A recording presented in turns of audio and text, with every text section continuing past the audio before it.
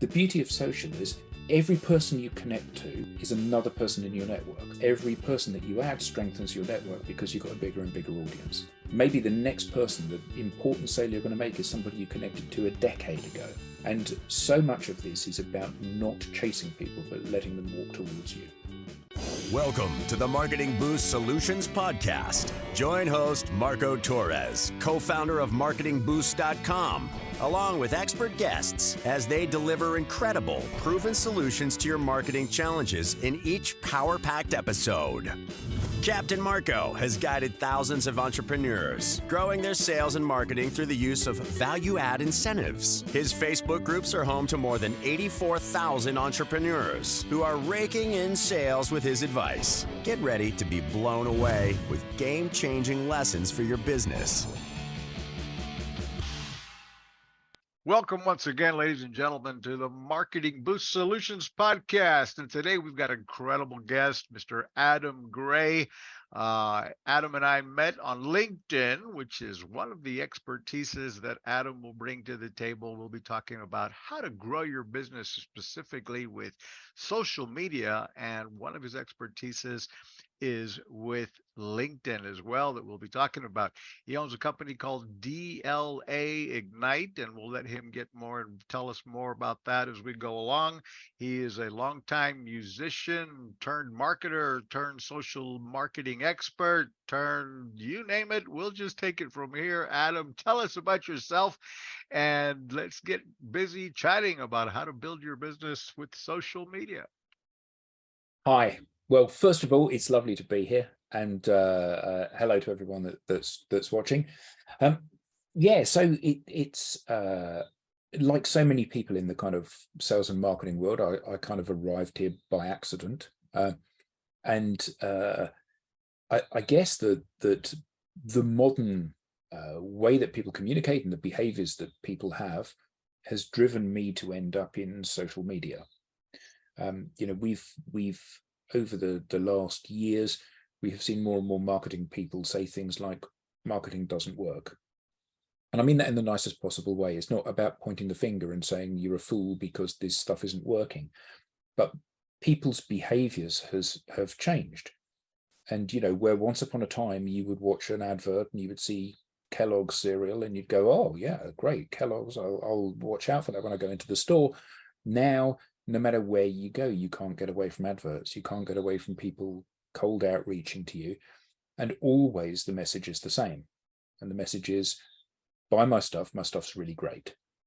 And it doesn't matter whether you're selling cereal and chocolate bars, transactional purchases of low value and low engagement, or whether you're selling CRM or ERP systems at an enterprise level, high engagement, high value, long purchase cycles. The messaging is always the same, which is our product solves your problem, you should buy from us. Now, the problem with that is that if everybody told the truth, that would be great, but they don't. If actually your product that you claim was the best, that would be great. But everybody says they've got the best product. Nobody says our product is third best. It's a little bit expensive. We don't always deliver on time. Everybody tells you their customer. So these things just become words. And the problem is when all you have at your disposal is words, there's no differentiation. So typically marketers get agencies to spend more and more time doing beautiful photography and beautiful designs. And the problem with that is that you're making subjective value decisions. I really like your shirt because it's red. John really hates your shirt because it's red.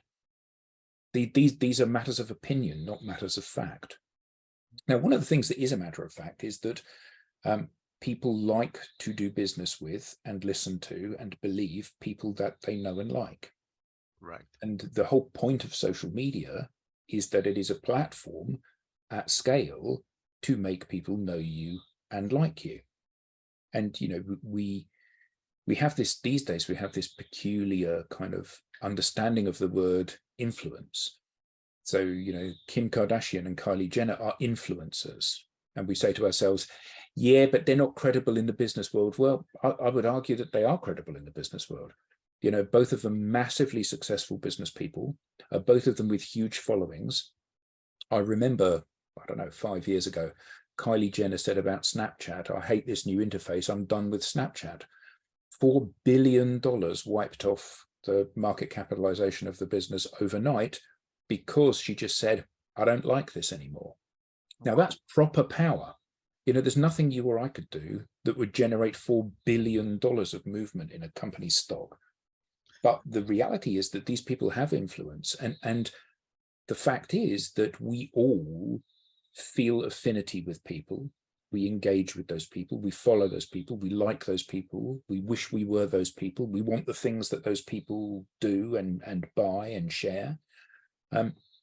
Here's a well, so that's the reality in which people consume stuff. There's huge amounts of data show that people go onto social networks and they spend vast portions of their time. A guy called Simon Kemp runs a company called Kepios. Every quarter, he does a review of the state of the nation for digital platforms. It's a great downloadable report, and all of you should go and have a browse of his report. Simon Kemp, he's based out in Singapore. Now, one of the things that this does is it breaks down region by region how many people have digital devices, how many people are on which social network, how many people spend time on these social networks, what percentage of the population. But some of the headline figures are that of all of the people that have an internet connection, so that's basically everybody in the developed world, all of the people with an internet connection, 92.5% of those people are active social media users. So if you think that social isn't somewhere that your business needs to be because your customers aren't there, patently that isn't true anymore, because your customers are there. And if you think that social media is a place where you go and take photographs of your lunch and share it with your friends, which people do, and we're all guilty of that from time to time, but it's more than that. The average user spends 2.5 hours a day on social media. Now, that doesn't mean that you're necessarily browsing your friends' lunch feeds. But you might be on LinkedIn, you might be on Glassdoor, you might be on Google doing product analysis for whether or not this is the right product for you. You might be learning new skills on some crowdsourced e-learning platforms. There are a whole host of places that you could be that qualify as being social media. And the point is that people go there, and in the same way that the media poisons the population with the stories that it tells about immigrants or COVID or war or whatever it is that they're talking about, eventually those things being constantly drip fed into your ear change your perception and how you behave. And the same is true of social media. When you constantly hear that this product is better than that product, eventually that informs your decision, even if only partly. And I think what most organizations have so far failed to grasp is that the power does not reside with the organization, it resides with the individual.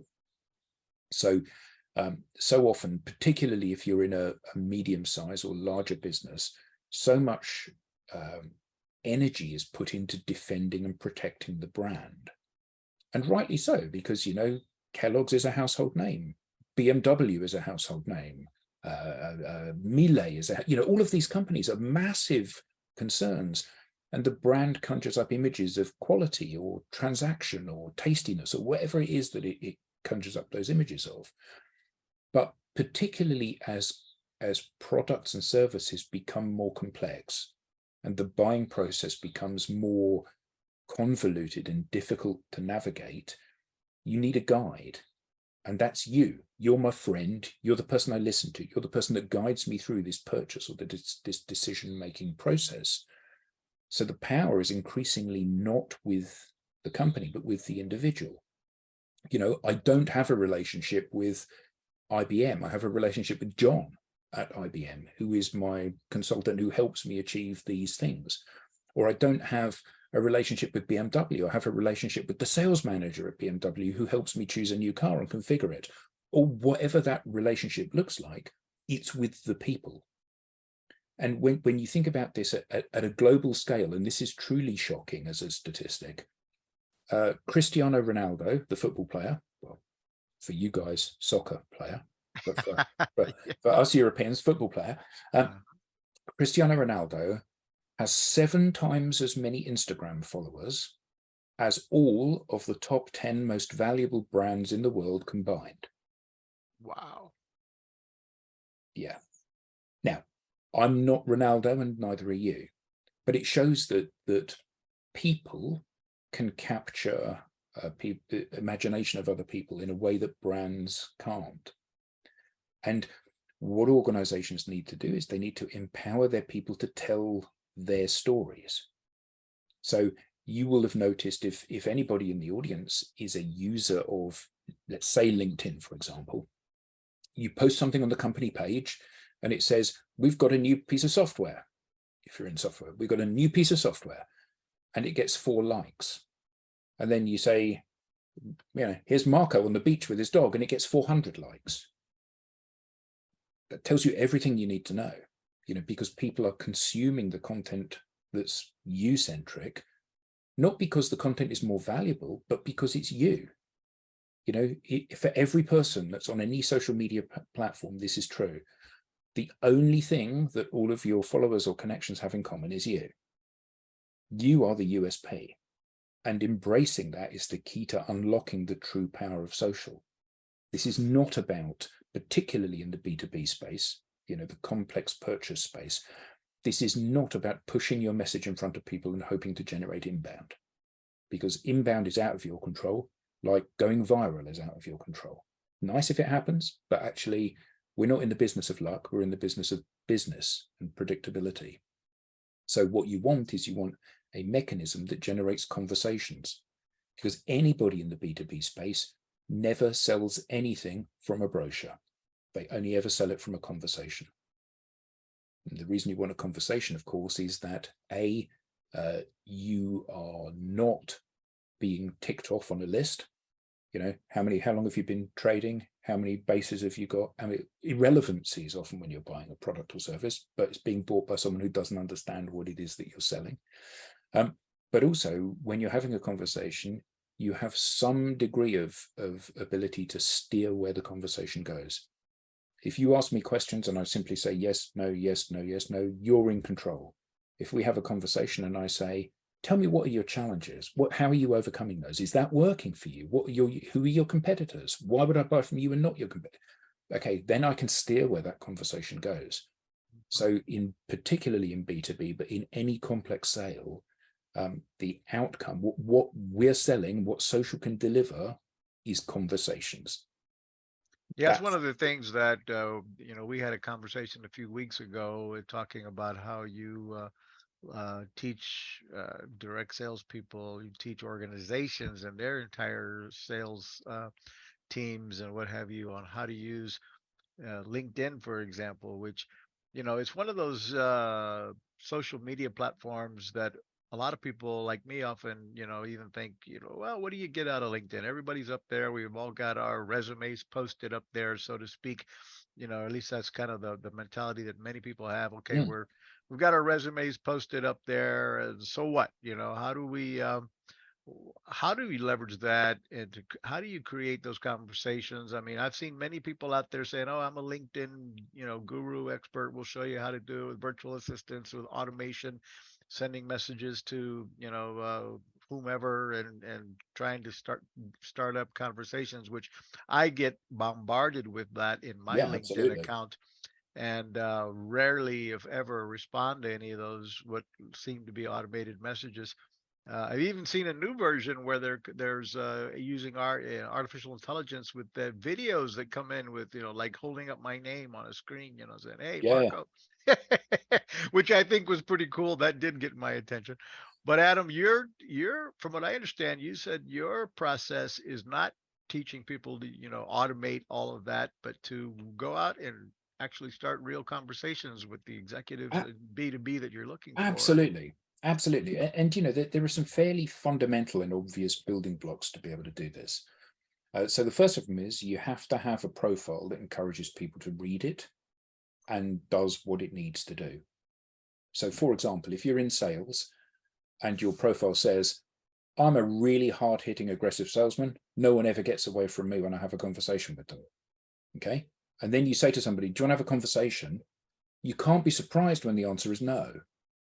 So you have to be approachable. The long and the short of it is that if you are approachable, more people will approach you. So you have to be approachable, you have to be friendly, and you have to recognize that this is a person-to-person engagement. So if you had the option to go and do a presentation in someone's boardroom for an hour, or to take them to the ball game for a day, you'd take them to the ball game. And the reason you would is that you get to know the person, you get to build some friendship and some rapport with the person, and you get longer with them. That's where the win lies. The win doesn't lie in me talking you through my 10 slides. So social enables you to do that at scale. So I talk on my profile, not well, in a very oblique way. It talks about what I've done. It talks about my journey. It talks about what I've learned. I went to work at this company. It was fantastic. Great bunch of people I worked with. I don't talk about how I increased sales by 20%. I worked here and was immediately promoted to manager. I did, because actually, when you give somebody a yardstick, they will use the yardstick. So I increased sales by 20%, and you say, yeah, I increased sales by 30%. Well, I've lost to you because you've done more than I have. So we need to tell a good story, and we need to tell it in a way that encourages people to read. Your first line on your Adam underneath your name got my attention from the get-go. Is I play guitar badly, but I'm getting better. It was like a little bit of personalization, obviously, a little bit about you personally. I get to realize you're a musician or aspiring musician, or maybe you're really good, but you say you're bad. I'm brilliant. I'm brilliant, but modest. But yeah, but it got my attention to click and read further, so which I guess is the and that's goal. Exactly the point. The point is that for everybody out on LinkedIn, all of your competitors are literally one click away. So it's a zero-sum game. You've got an hour, you're going to choose somebody to do business with. If I can get you to read my profile for 50 minutes and someone else's profile for 10 minutes, I've won, because you know me better than you know them at the end of doing that. And that's why the things that matter to you, for me, guitars, family, fine dining, travel, those things, if I talk about those on my profile, you might say, yeah, but that guitar you've got there, that looks really interesting. I'd like to talk. And actually, that's fine. That's a starting point for us to have a conversation. Like, you support the same baseball team, or you went to the same school. All of these are starting points for the conversation. So completing a profile that makes you look interesting, approachable, friendly, entertaining, the kind of person you would want to do business with. I can't look at your, as you put it, resume and make a decision about you, because no one ever tells the truth on their resume. Why did you leave that last job? I got sacked because I wasn't very good. No one ever writes that. So actually, it's always a tapestry of lies. So what I need to do is I need to engage you at a very human level. So that's the first step. The second step is, where is your network? So I've been on LinkedIn for 10 years, and I'm connected to 700 people, and I know all of them. Well, you don't need to know them. They need to know you. That's the first thing. The second thing is, where are the 700? So if you're trying to sell to a company, if you're trying to sell to SAP, let's say, to pick a company at random, and you've got one connection in SAP, you've achieved complete invisibility in that company. So the first thing is, you create a profile that makes you look attractive, interesting, and knowledgeable. Second thing is, you want to connect to the places that you want to gain influence. If you want to sell into IBM, you need to have lots of connections in IBM.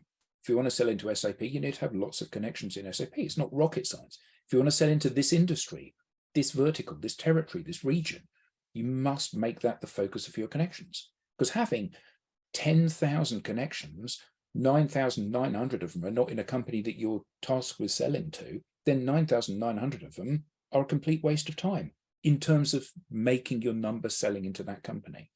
So where do you want to get your influence? Where do you want to have the conversations? Connect to those people. Then the next thing is, you need to make sure that those people know you. So you've got 1,000 connections, say. Do you know all those people? No. Which ones do you know? Well, you know the ones that you've met. These people that you're targeting are not people that you've met necessarily. or the ones that you've had some sort of interaction with. Okay, though that's something you can do something about. So if you post something and I leave a comment that says, great video, Marco, looking forward to the next one, and then you post something else and I drop a like on it, and I post something else and I go, fantastic, if you thought about this as a guest, eventually, if I do that often enough, eventually you look at me and you go, who is this person that keeps liking and commenting on my content? And then when you've looked at me, I've got you. And the reason I've got you is because you've looked at my really cool profile that tells you all about what I've done and has got some interesting touch points, you know, about guitars and travel and cars and whatever it is that I'm passionate about. And you think, he looks like an interesting guy.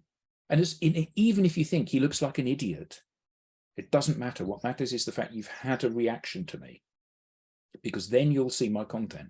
It's like, you know, you go and buy a new Ford Mustang and you think you're really cool, and you get in it and you drive down the street, and then you notice everyone else seems to be driving a Ford Mustang. And it's not because there are loads more Ford Mustangs on the road today than there were yesterday. It's because now you're noticing them. And in that news feed of stuff, I need to be the person that you notice. And the best way for me to do that is to keep liking and engaging with you. Sorry, go on. Now, so what kind of time is typically recommended to invest in navigating around LinkedIn, searching for the types of industry niche or companies that you're hoping to target, going about soliciting their contacts, liking their content as you describe? It sounds like a relatively high investment of time. It can be, the more of it you do, the better at it you get. But I think that if you're in a sales role, the challenge that you have is most of your time is currently spent in dead time. So, I'm going to pick up the phone and I'm going to dial 100 people, or I'm going to get my auto dialer to dial 100 people and it get through to 10, and I'm going to speak to 10 of them. And 9 of those 10 are going to say, I don't want to talk to you. I haven't got time now. I'm not interested, and put the phone down. So a huge amount of the time is spent investing time in something which has no benefit. And the problem with all of the cold outreach is, and we all do this, we've all done cold calling or cold emailing. Occasionally you get really lucky. So I remember 10 years ago, I phoned a company last thing on a Friday night, and the only person there was the chief exec, and he answered the phone, and they become the best customer we've ever had. The point you're missing is that was 10 years ago. That isn't helping you make your number today. So the thing is, what things are you doing that are actually driving the outcomes that you want? And the problem with cold calling or cold emailing people, or any kind of outreach like that, or even pursuing leads, and everybody in sales has had this, you've been given a lead, you phone the person up and you go, hi, Marco, I understand that you're interested in hearing about our product. And Marco says, no, not really. But you came to our webinar. Yeah, I was just doing some initial fact finding, but I'm not interested. Oh, and it's all sunk time. The beauty of social is every person you connect to is another person in your network. Maybe they're not going to buy this week, this month, this year. Doesn't matter. Maybe the next person, the important sale you're going to make, is somebody you connected to a decade ago. Doesn't matter. What matters is every person that you add strengthens your network because you've got a bigger and bigger audience. Second thing is, every piece of content you publish makes you look like you're better than before you published it. So I look at your profile, you've not published anything at all. Clearly you don't know what you're talking about, you've got nothing to say. If I look at your content and your profile, and you've published hundreds of pieces of content, you truly are an expert in your topic, which means that I may give you more consideration. And all of this is about saying, right, when you invest your time in these things, you're building your own distribution platform for the content that you're creating. So every person you add, every person you drop a like on, means you're more visible and more likely to have that content consumed. And so much of this is about not chasing people, but letting them walk towards you. So I send you a connection request on LinkedIn, and I want to connect to you rather than follow you, because I don't want to see your content. I want you to see mine. So this is about connecting to you. So I'm going to connect to you with a note that says, hi, Marco, you look really cool. Looked at some of your content. Looks great. Is it okay if we connect?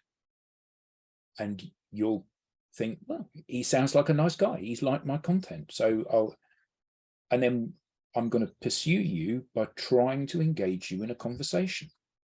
Not by saying, here's my 20 products and services, because you've no idea who I am at this point. So I have to win your trust. And the best way to win your trust is to be nice to you. So you accept my connection request. And if you held the door open for me, I'd say, thank you, because it's the right thing to do. And so much of this is just behaving in the right way, which is a pleasant change from what we normally see, which is, thanks for connecting. Would you like to book a conversation? Here's my Calendly link. No, I wouldn't. I've got better things to do than spend half an hour talking to someone trying to sell me something. Exactly. And, you know, every company that we talk to has got, I mean, every company has got challenges, but it seems like every single company we talk to has one challenge, and that's that they've got no pipeline. And that's the primary objective that organizations have to address. People are being laid off left, right, and center.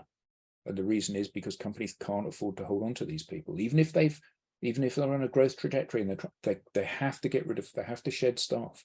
That's why so many people are being laid off. Now, outside of it, do you recommend similar activities in Facebook or Instagram and other type, or if you're in B2B, would you stay focused on LinkedIn? Well, if you're B2B, you have to be on LinkedIn. That's the main thing, because unlike many of the other networks, it gives you an almost unlimited amount of space to be able to put your content. So on LinkedIn, you can write a whole load of stuff about you, which counts as like an internet page. You can write all about your careers and your jobs and what you've learned and your journey to get to where you are. And you can write articles, and each article is an additional page on your own little website within LinkedIn. And that's really powerful, a place for you to be starting to have your conversations. And anybody in the B2B space that is going to buy what you do is going to at least glance at what's going on LinkedIn. But that said, depending on what you're doing, there may be other networks that you need to be on as well. So if you want to be recognized as an influencer, because one of your objectives is to try to speak at events. So now we'd love to have Marco come on and talk about marketing. Well, those people are chosen because they are recognized influencers. The way you get to be a recognized influencer is by being on Twitter. So if that's what you want, you have to be on Twitter, and you have to be active on Twitter, and you have to be growing your following and sharing good content and posting regularly. If you work in, I don't know, growing that audience on Twitter seems, I've always ignored it until recently. So I started posting content on Twitter and what have you. And had no idea, in my case, as much as I am a marketer, what I'm all about is helping other entrepreneurs use our travel incentives. Speaking of that, let's take a break from our sponsor, Marketing Boost, and we'll talk about what Marketing Boost is when we get back, and we'll get back to Adam. Stay with us. We'll be right back. It's time to wow, surprise, and impress your clients with the most powerful customer draw card available anywhere. The Marketing Boost Solutions Show is brought to you by Marketing Boost, where you can get valuable travel and restaurant incentives to drive your leads from prospects to paying customers. Now you can offer complimentary hotel stays in over 130 destinations worldwide. Go to marketingboostsolutions.com and try it for free right now. Welcome back to the Marketing Boost Solutions podcast. We're here talking about B2B sales and how to build that pipeline using social media with the expert Adam Gray. Adam, first of all, tell us really quick, where can we find more about you? As we obviously we can find you on LinkedIn under Adam Gray, but tell us a little bit more about how to find you, and then we'll get back to the subject of you can find me, not surprisingly, on every social platform. So on LinkedIn, I'm linkedin.com/in/Adam Gray. On Twitter, I'm twitter.com/AG Adam Gray. Social media. On Instagram, I'm the Adam Gray. On Facebook, I'm the Adam Gray. All of those links, by the way, will be in the notes below. You can click below the notes and find all of those to find us. Adam, continue. So I think the question that you asked before the break was how do you grow an audience on Twitter?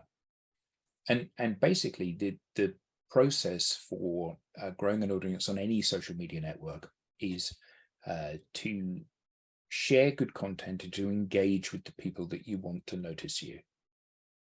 Because if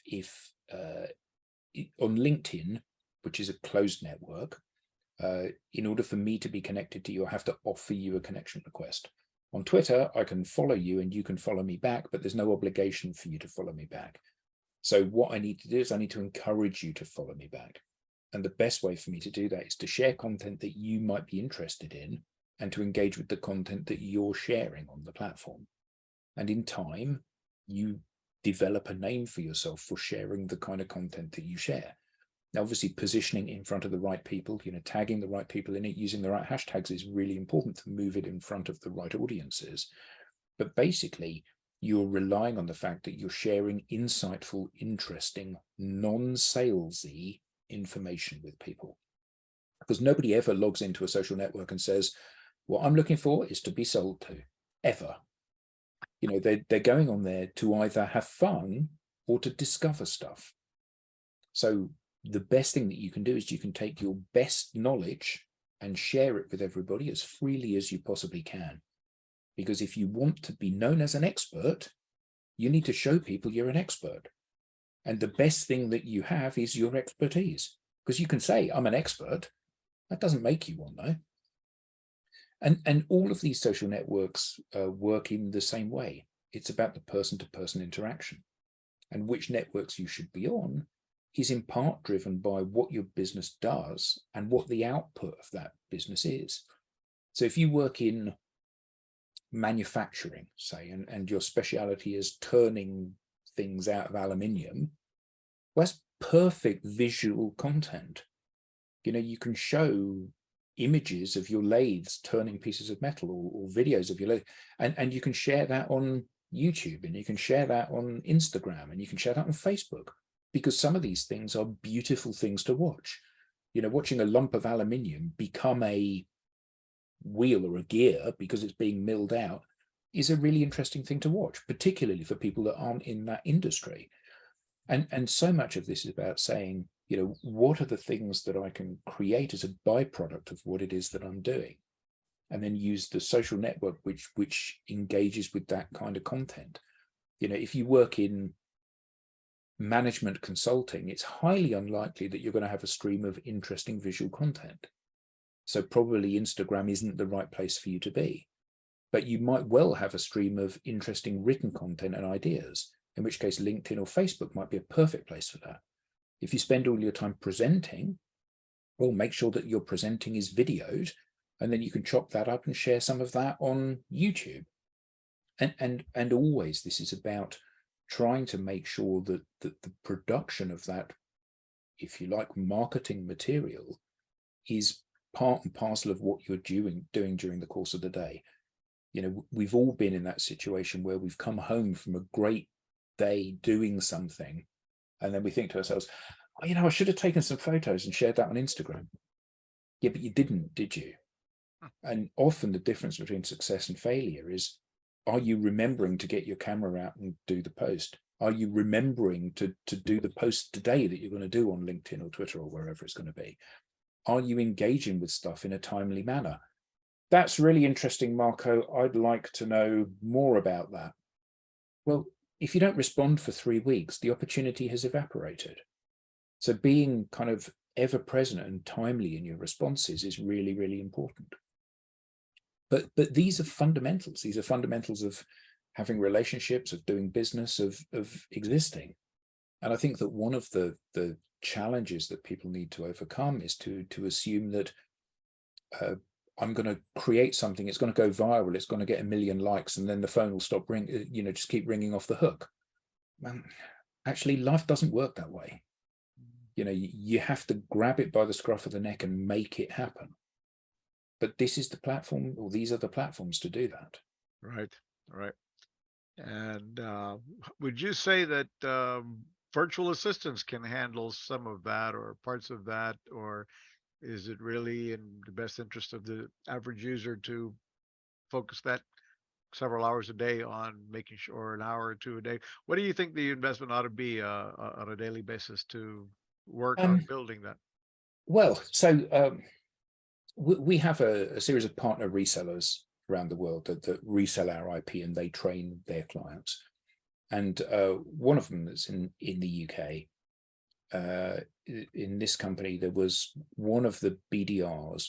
They're kind of like a sales management company called Supiro, and they are sales people for hire for your company.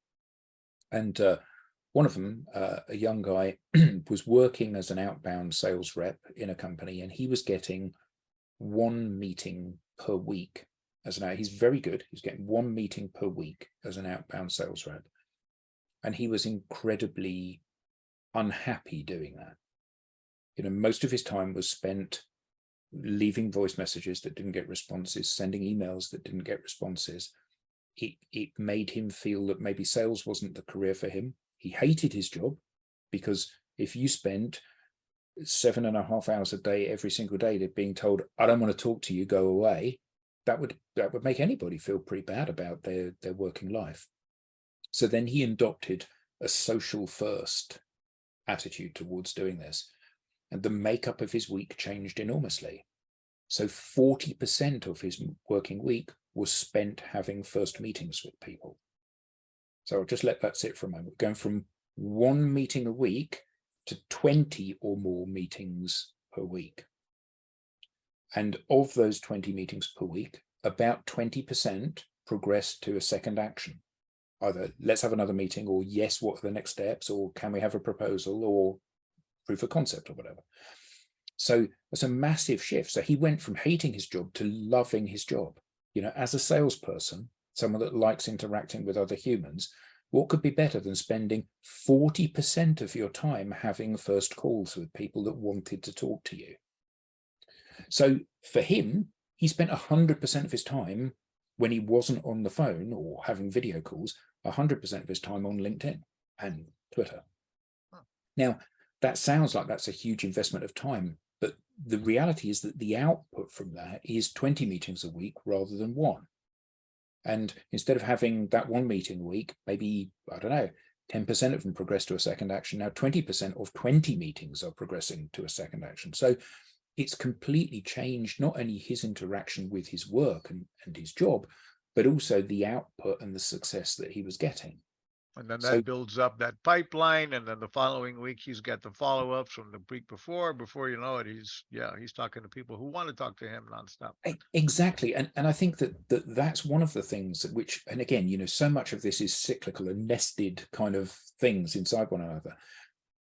The beauty of that is that someone that's in that position can be really selective about what they do.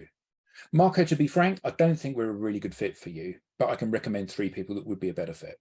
So why would I want to work with you if it's not a good fit, if I've got that much stuff that I'm doing, that many conversations that I'm having?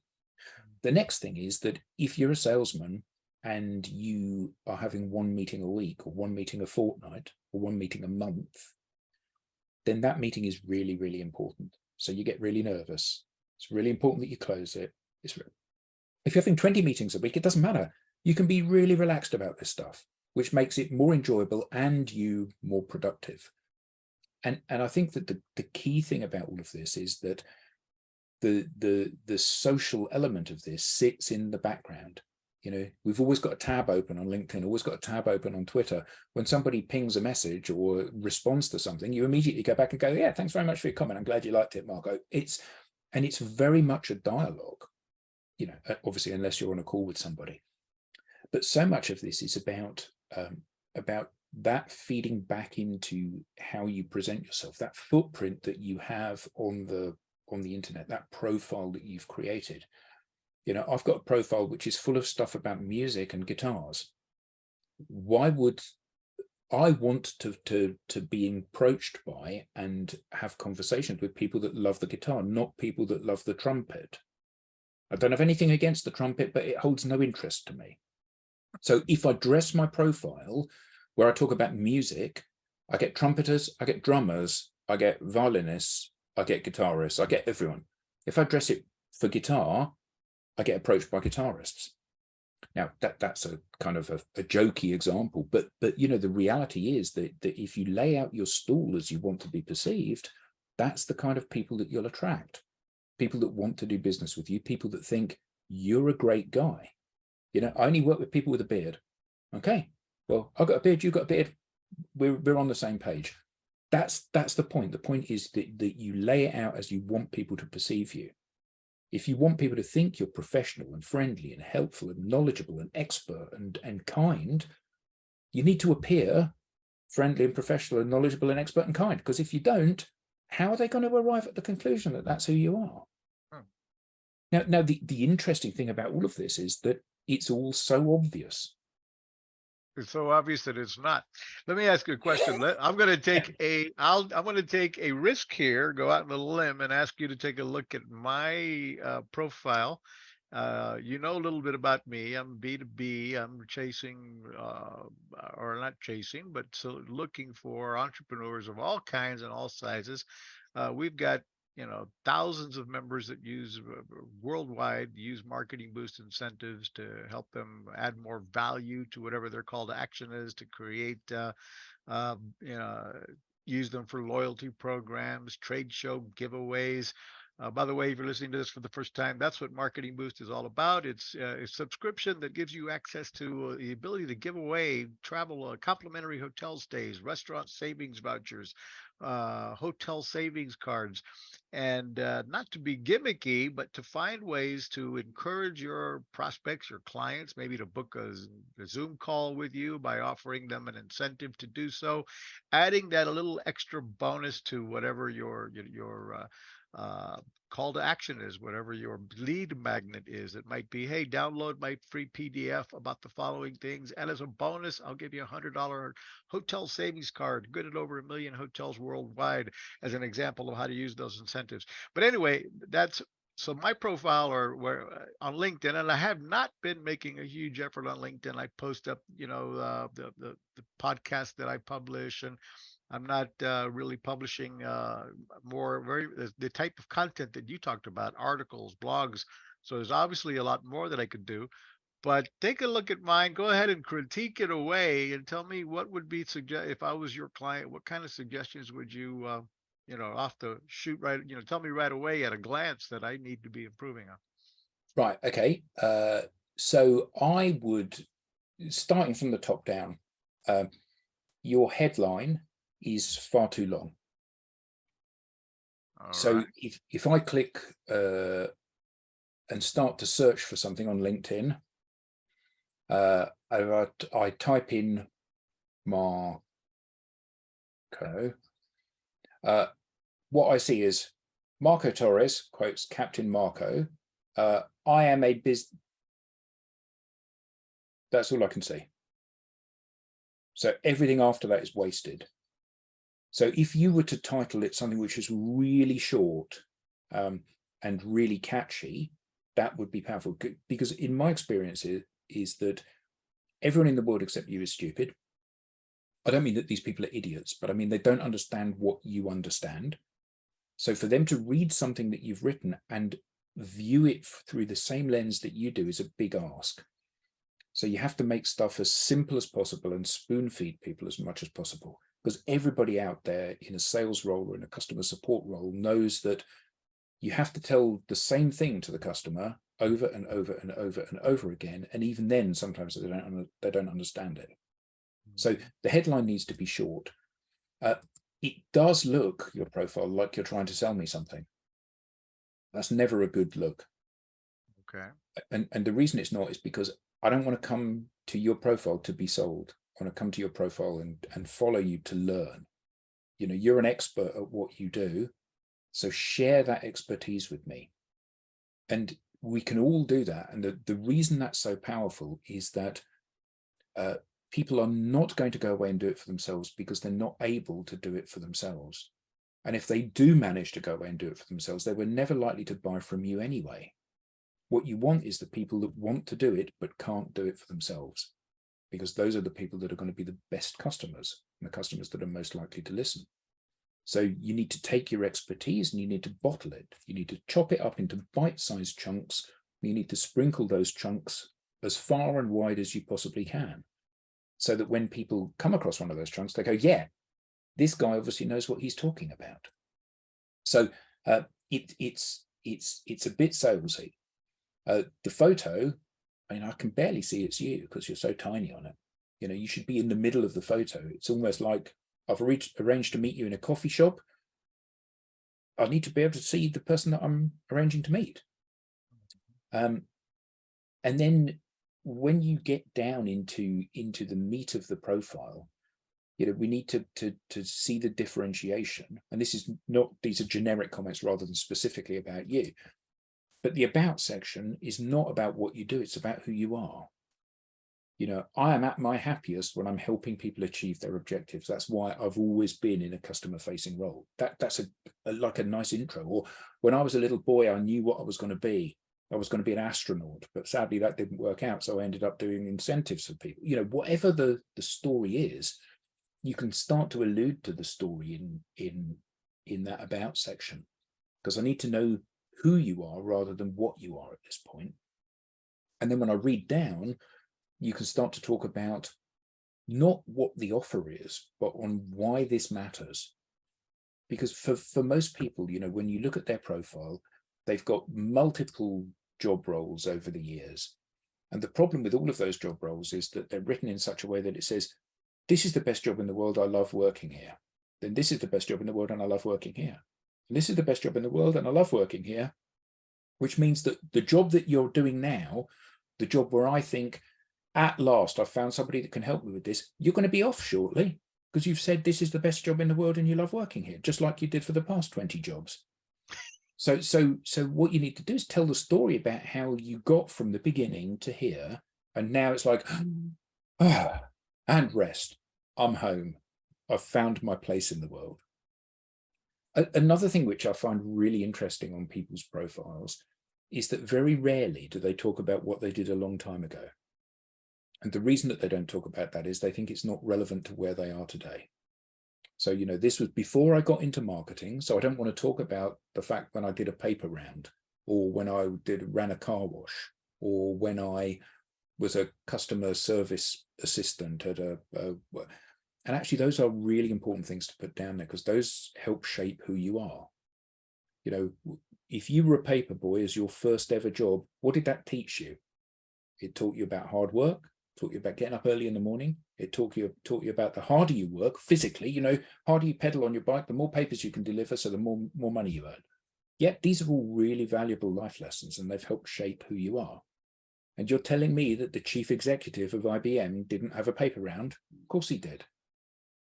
And all of this is about building rapport. Your first job was a crappy job. Yeah, my first job was a crappy job. Hey, we're brothers. And actually, so much of this is about pulling those heartstrings from a long time ago. It's like, you know, you and I used to sit next to each other in that first ever job, and we were only in our early 20s.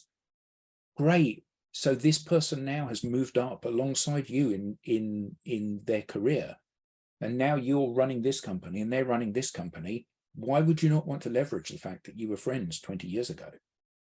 So all of this is about telling the story. Leave out the bit when you went to prison, of course. But other than that, talk about it all. Talk about, you know, I went to this job. I thought this was going to be fantastic. I thought I was going to love this job. But unfortunately, so once you get into that about section, in other words, don't worry about the length of it, because if they keep reading, great. If they don't, wherever they fall off, you've at least captured more of their attention. Yeah, and they're learning more about you. You're not necessarily going to read everything on my profile. But what I don't want to happen is for you to start to read my profile and go, oh, I'd like a bit more, but I've run out. So it's a lot easier for me to write it. And remember, you've got an audience of potentially 950 million people that can read this on LinkedIn. Why would you not want to be showcasing the best possible version of yourself to these people? Is your business on autopilot yet? Do you have automation in place to capture, nurture, and convert prospects into clients via email, SMS, ringless voicemails, appointment setting? Get all the inbound and outbound marketing tools in one place. Go to marketingboostsolutions.com for more on automating your business so you can make money while you sleep. Another thing that I see time and time again is when people are creating their kind of endorsements section, the skills that they have, what they do is they don't think about what that says to people. So if you were getting headaches and you had to go into a hospital for a brain operation, who would you want? Would you want somebody to operate on you that said, I'm a brain surgeon, I only work on white middle-aged men? Or would you rather have somebody that says, I'm a brain surgeon and I also do a bit of mini cabbing as well, and I've got a shop that I run at the weekends, and I do a dog grooming business as well? You're not going to let this person anywhere near you with a scalpel. Right. And the point is that you have to make it look like you're an expert, like you're truly knowledgeable about what you do. And one of the easiest ways to do that is if somebody says, what do you do? And you say, I'm in marketing. What else do you do? I don't do anything else. I'm in marketing. That's what I do. Okay, well, you must be pretty good then if that's all you do. And the problem with many of those endorsements is that they are not for things that we do, but for things that we did. So someone's endorsed you as Microsoft Word. It's like, so what? You're not a secretary. Why would that matter? Right. So someone's endorsed you for awesomeness. Yeah, very nice. But actually, that's not what you're about. So we should be refining that down to like 10 things.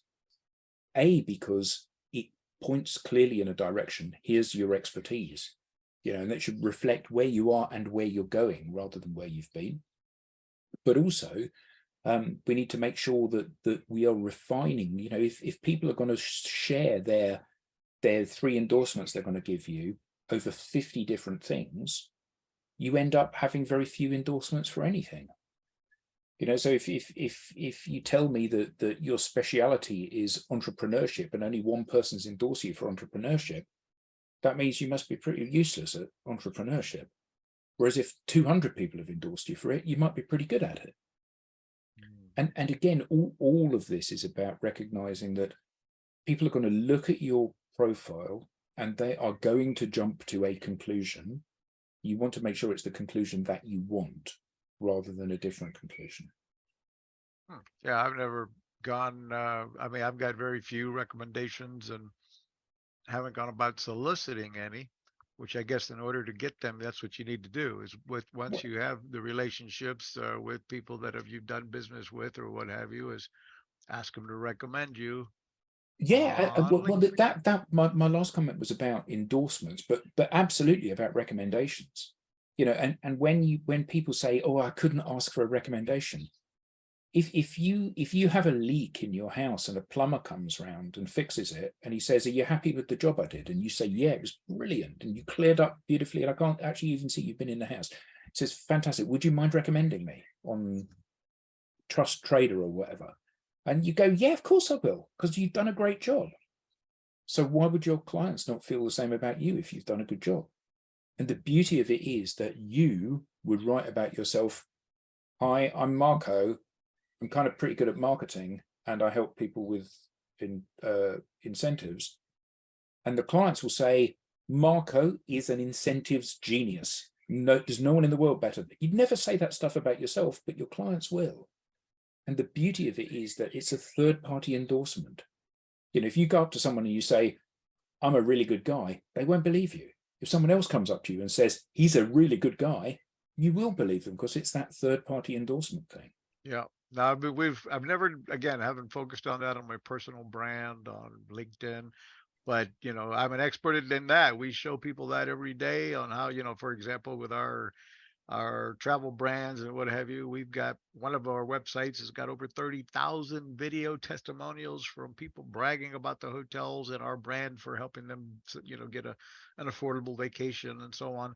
So yeah, we believe in those endorsements and getting even, written and video testimonials, which is very, very powerful. And but I have not done any of that for my personal brand. But that's on the LinkedIn. thing. That's the thing.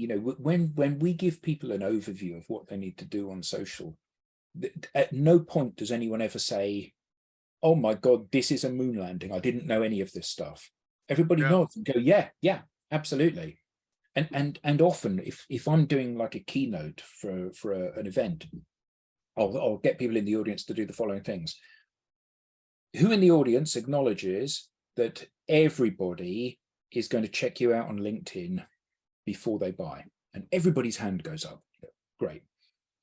Who acknowledges that LinkedIn is like a shopping street with 950 million people walking up and down it, and you need to have the best shop possible? And everyone puts their hand up.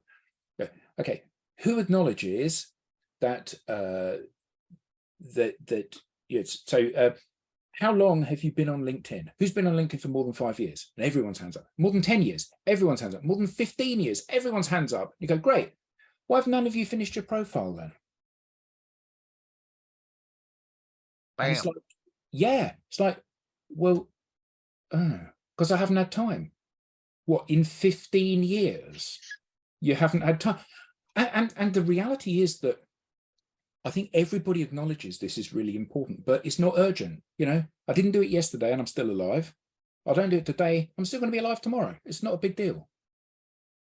But now, as we are kind of pushing into economic headwinds, people are not spending money so freely. People are doing more diligence on their purchases. It's becoming increasingly more important. And so many of the old ways that people had generated conversations, you know, emailing, cold calling, running events, have become either really expensive or really inefficient. What is your feeling on Sales Navigator upgrading the LinkedIn platform for the ability to, you know, reach out to X amount of people that are not in your direct contact list, etc.? Yeah, it's a very powerful tool, Sales Navigator. You know, I don't know what it costs in America. In the UK, it costs about £60 a month. It's about $80 a month. It's money well spent if you use it properly. So what it enables you to do, and this is the kind of the issue with it as a software tool, and there's an issue with every software tool, which is like somebody gives you a demo of it and you go, that's a really neat feature. I like that.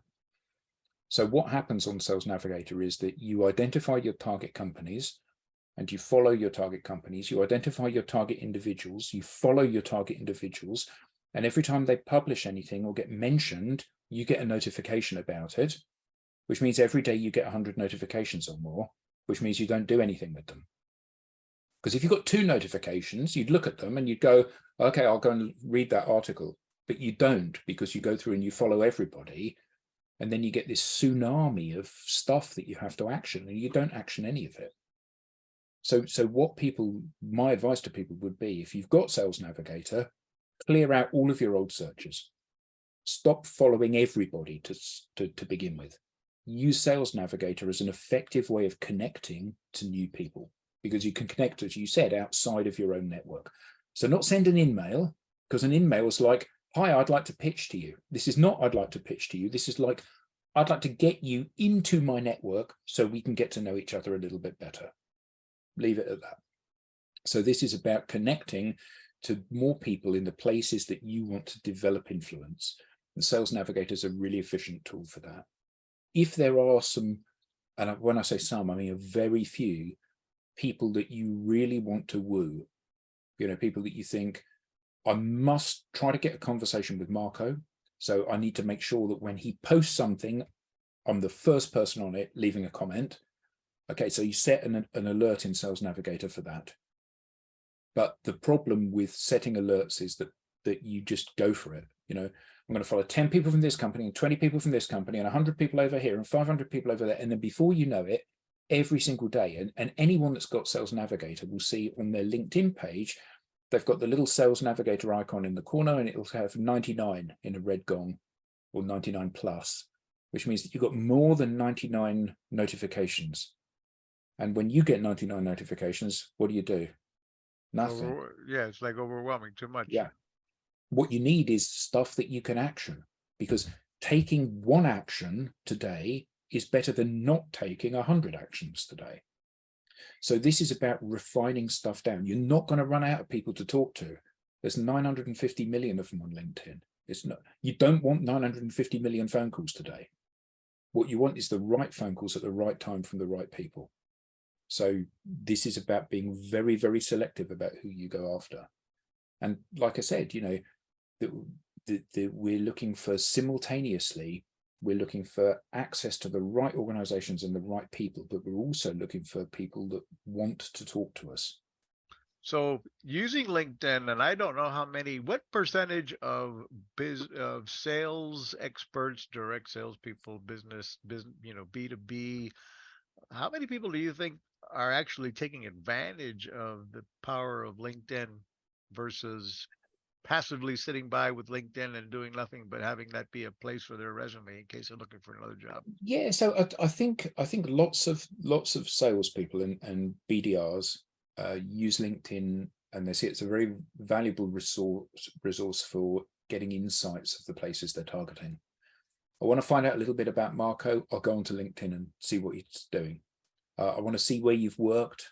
I'll go, and it's very, very powerful for that. And I think everybody in sales recognizes that. But actually researching you is A, time consuming, and B, it's only half the story. I want to research you, so I've got some stuff to talk about, but then I want to talk to you. And finding information on you is easy. Talking to you is more difficult. And that's the thing that where most people fall down. And I think that one of the things that social as a tool enables you to do is it enables you to walk around roadblocks in a company that you want to talk to. So I'm desperate to sell into IBM. I want to talk to the head of procurement at IBM. Not surprisingly, the head of procurement at IBM does not want to talk to me. Okay, well, that deal's dead in that case. Or is it? What I can do is I can find somebody in IBM who wants to talk to me. Let's assume I find somebody senior in IBM who plays the guitar, and we chat about guitars. And then we chat about business. So what do you do at IBM, Marco? And you tell me, and I go, that's really interesting. Who do you do? What companies do you target? And you tell me. And I go, what are your challenges? And you tell me. I say, how can I help you? And you tell me. I go, brilliant. And then I sit there. And you say, so what do you do, Adam? And I say, well, I'm glad you asked. So I tell you. And then you say, that's really interesting. How can I help you? And I said, well, frankly, you'd be a perfect client for us. Who should I be talking to? And you say, you need to speak to John. And I say, I don't know John. Can you introduce me? And you go, yeah, no problem. And the reason you was because you like me.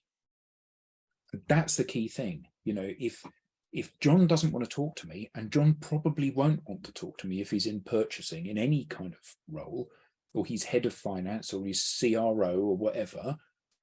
So I need to find somebody who's just like John that does want to talk to me. And then I can use that as a way of getting into the company, getting that initial introduction to John. And the beauty of that is that John will have his barriers up if I go to him direct. If you say to John, you need to talk to this guy. He's a really smart guy. He's got something really interesting that you need to hear. John will be very open to what I'm going to say. But it's all about relationships. Social is, you know, social media is called social media. It's about being social. It's not about targeting people and messaging people and branding to people. It's not about any of that. It's about being social. We have a chat, we develop a relationship, we become friends. Right. Maybe you'll buy from me this week. Maybe you'll buy from me this month. Maybe you'll buy from me this year. Maybe you'll buy from me in 10 years. And anyone goes, well, I can't wait 10 years. No, but you've been connected to some people for more than 10 years. If you'd waited 10 years for them, they'd be buying from you today. And the only way that you can build this everlasting pipeline is by saying to people, this is not about qualifying you in or out. This is about qualifying you in or in later. So I'm not going to say, are you going to buy yes or no?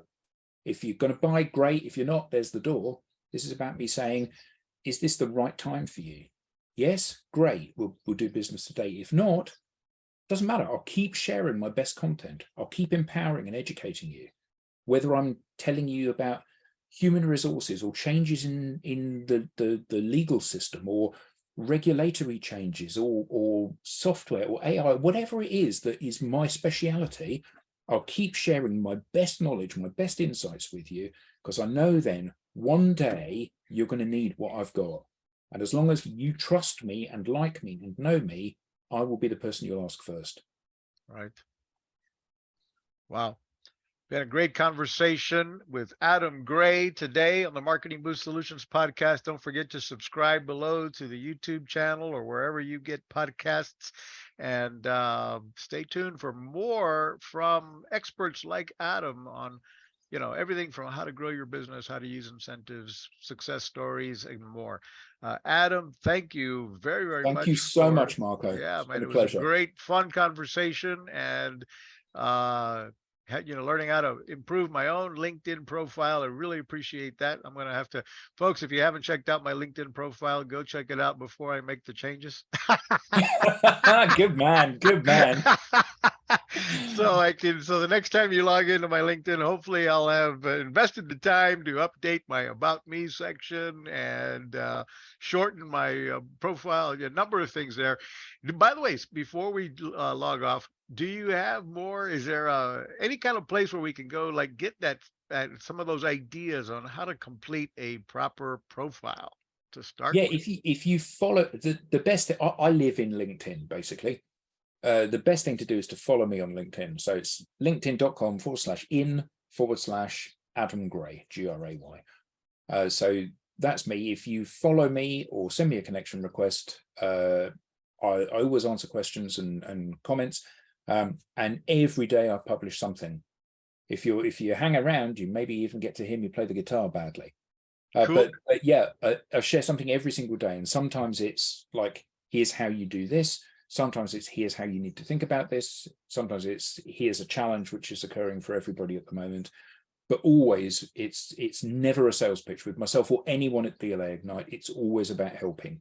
And then when you're ready to buy, hopefully you'll buy from us. What does DLA stand for, by the way? Digital Leadership Associates. Powerful. DLA. Sir, again, it was a pleasure to chat. Thank you so much. All the links to contact Adam will be in the notes below. Don't forget to subscribe, and thank you very much. Folks, we'll see you on the other side. Stay thirsty, my friends. As I always say, stay thirsty for knowledge and keep growing. Thank you, Adam. Thanks for listening to another episode of Marketing Boost Solutions Podcast with your hosts, Captain Marco Torres. Now it's on you. Take the next step now. Go to marketing.Solutions.com for more on how you can wow, delight, and surprise your clients with the most amazing draw card on the planet. So stay thirsty, my friends. Stay thirsty for knowledge. See you next time.